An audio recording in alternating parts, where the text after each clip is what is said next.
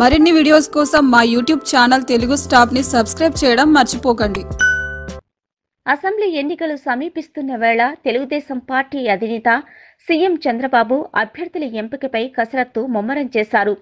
జిల్లాల వారీగా సమీక్షలు చేపట్టి ఇప్పటికే పలు స్థానాలకు అభ్యర్థులను ఖరారు చేసిన సీఎం తాజాగా నెల్లూరు, తిరుపతి పార్లమెంటు నియోజకవర్గాల పరిధిలోని అసెంబ్లీ స్థానాల్లో తెదేపా అభ్యర్థుల ఎంపికపై దృష్టి సారించారు.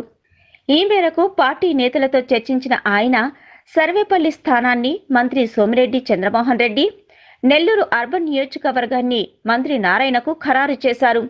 శ్రీకాళహస్తి నియోజకవర్గానికి సంబంధించి మాజీ మంత్రి బొజ్జల గోపాలకృష్ణారెడ్డితో మాట్లాడిన ముఖ్యమంత్రి ఆ స్థానంపై నిర్ణయాన్ని పెండింగ్లో పెట్టారు.